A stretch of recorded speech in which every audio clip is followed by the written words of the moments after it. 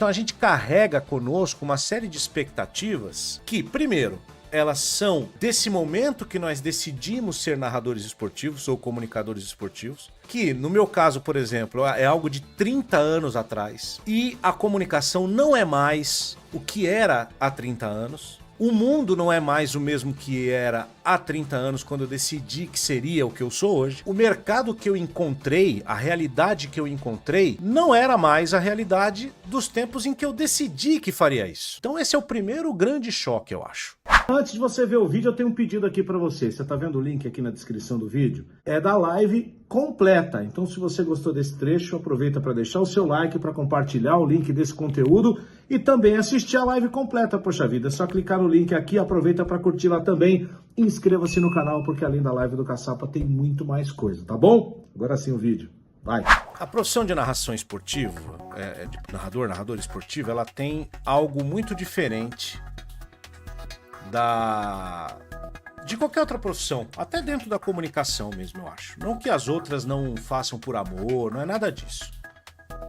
Mas a gente lida com emoção de uma maneira muito genuína. Então nós encaramos a nossa profissão meio que como uma arte, né? A gente faz, sabe, é como se a gente fosse um cantor, um ilustrador, um ator, um dublador.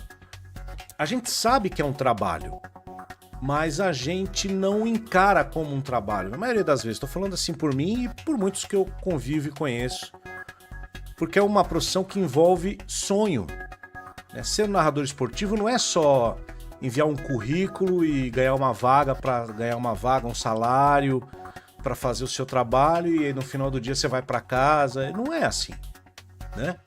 É você ser narrador esportivo, é você trabalhar com algo que normalmente você desenvolve desde criança, que você tem uma aptidão que vem desde a época que você é criança, você tem uma expectativa de construir a sua vida em cima disso, e muito da satisfação de fazer o seu ofício, que é narrar, de estar em grandes eventos, como eu falei, de viver grandes momentos do esporte e contar esses momentos para as pessoas. Tem um pouco do ego nosso também, de ser reconhecido, né? De ter ali um afago na nossa autoestima. Tem uma série de outras questões que elas extrapolam o profissional. E aí quando a gente se choca com a realidade do que nós fazemos, muitas vezes a gente se frustra. E essa live é sobre isso. Então a primeira coisa que eu preciso dizer para vocês, né? Nós somos peças importantes, mas nós somos peças de um negócio, tá? Então, a gente precisa treinar o nosso cérebro, o nosso emocional, para lidar com decisões de negócio. E essas decisões de negócio, elas envolvem várias coisas. Desde, como a gente está, né, vocês estão perguntando aí, a continuidade ou não de um projeto.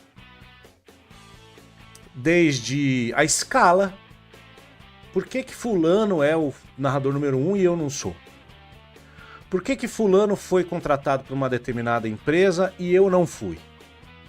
Mesmo que eu ache que, de repente, tecnicamente eu esteja no mesmo nível, ou seja melhor, ou seja, né? A gente tem essa autoavaliação, e quanto mais ela for pé no chão, melhor pra gente, né? Mas, às vezes, a gente sente que a gente poderia estar ocupando aquele lugar e não está.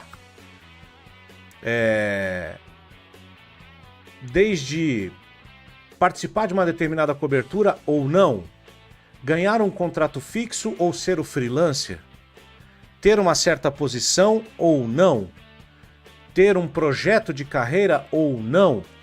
Todas essas decisões, elas são decisões de negócio.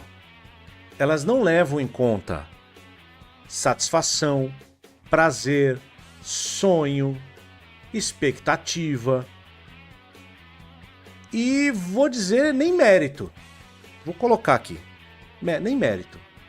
Mas os executivos, eu nunca fui executivo, mas já cheguei perto disso algumas vezes.